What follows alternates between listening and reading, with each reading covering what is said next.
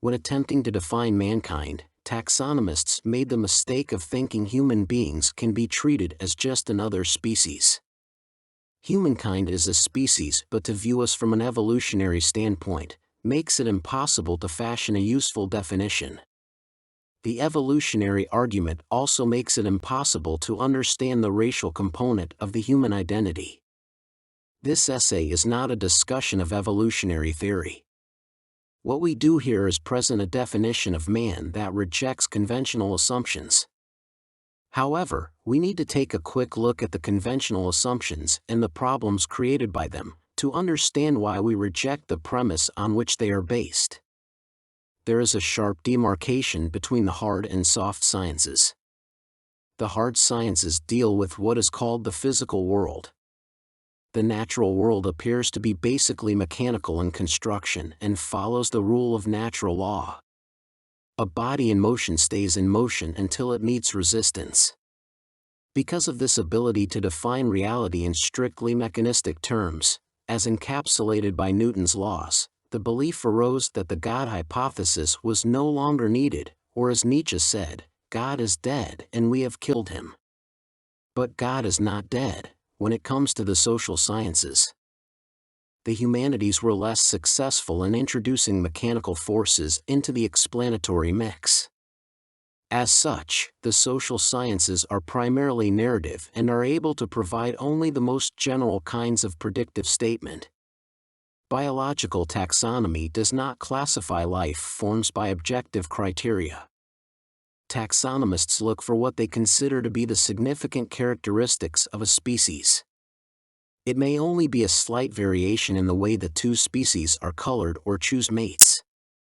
Mammals have different kinds of coverings and head shapes and so on.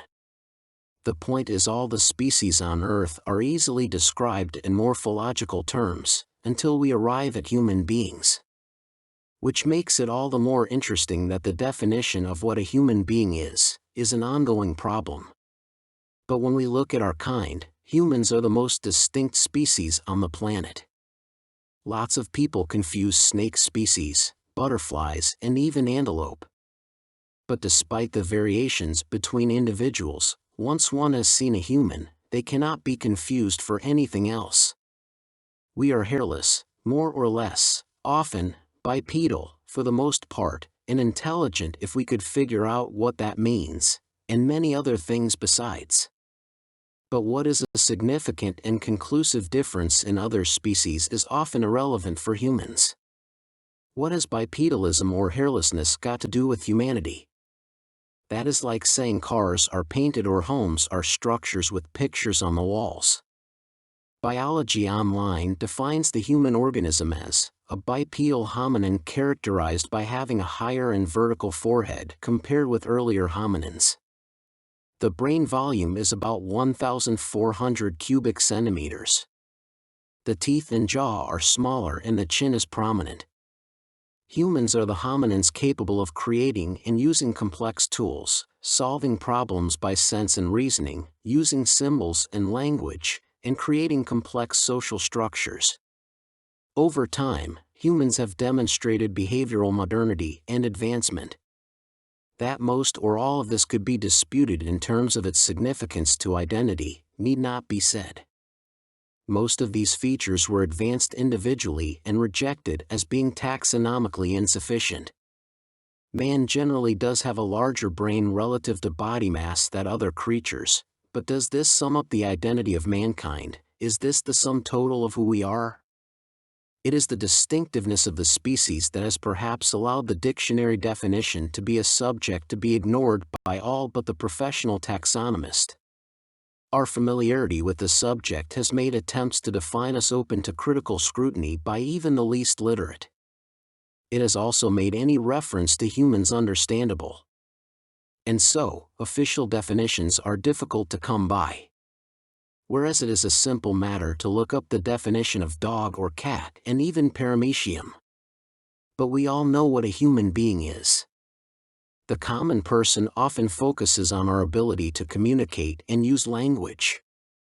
Speech may be a novel characteristic of mankind, but unfortunately, we are not able to evaluate languages we do not understand, such as those that might be in use by higher-order mammals. Parrots are more articulate than apes but have less comprehension. But there are not many people who will say a person loses their human identity when unable to communicate.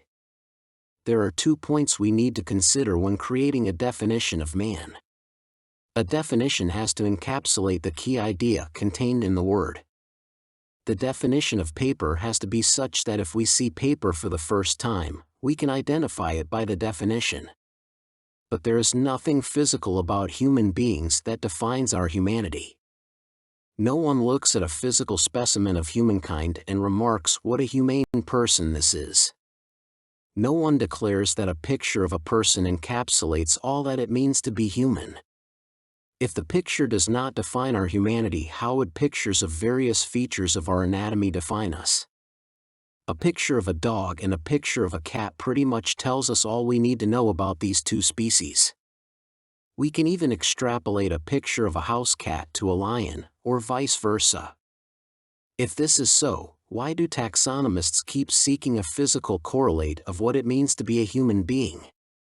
It might even be mentioned that while sexual differences are not uncommon in most species, these differences pose a further problem when it comes to human beings. To claim humans have a cranial capacity over 1,400 cubic centimeters may pose a problem for women whose brains are 11% smaller than men's. But what is our brain size compared to that of whales or elephants? If movies such as Matrix make sense to the viewer, and stories about putting the consciousness of a man into a computer or our heads into jars, what importance has the body to what mankind is?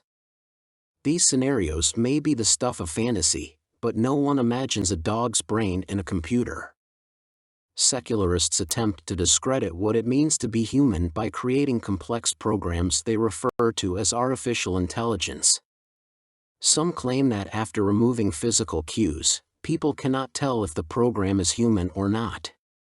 But that is precisely the point. What we are is not intrinsic to what we look like.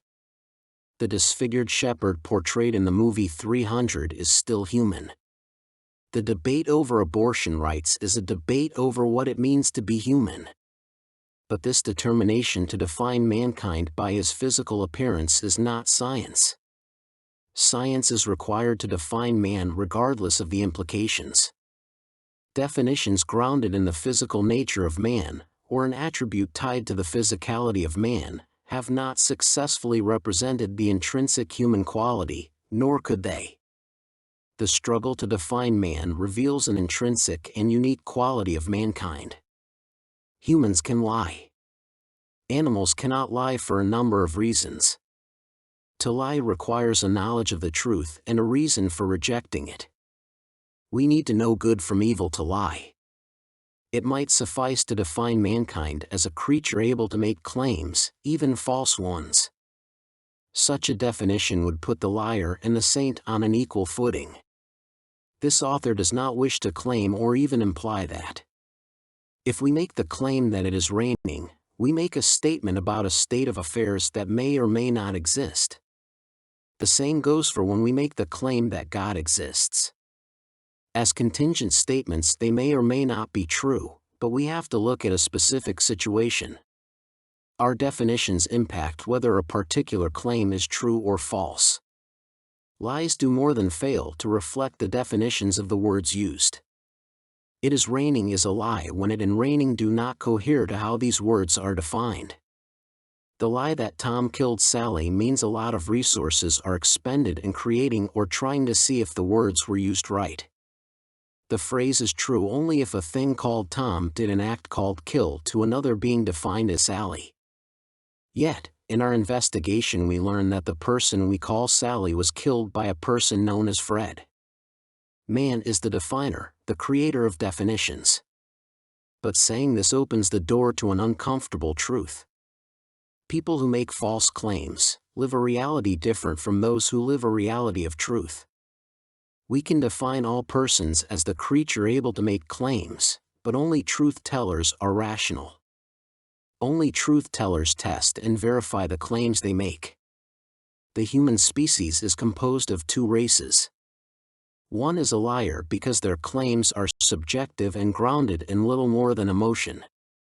The other is made in the image of God. Our claims are rational because they are empirically verifiable.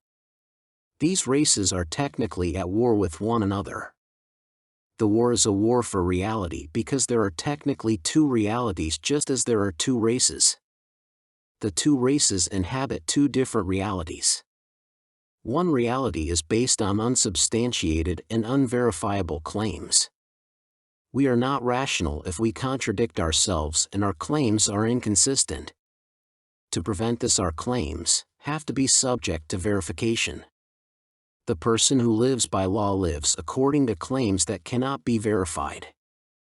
Were they verifiable, they would not need to be imposed by means of law. Man is the organism that lives according to a verifiable truth.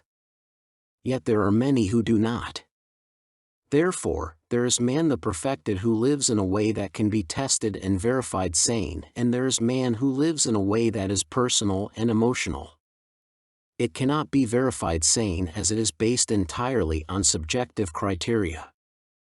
These two races and two ways of life form the basis of an experiment in which the test group lives in a way that can be verified sane, and a control group that has no standard of validation. Mankind, in this framework, is the species that is verified sane.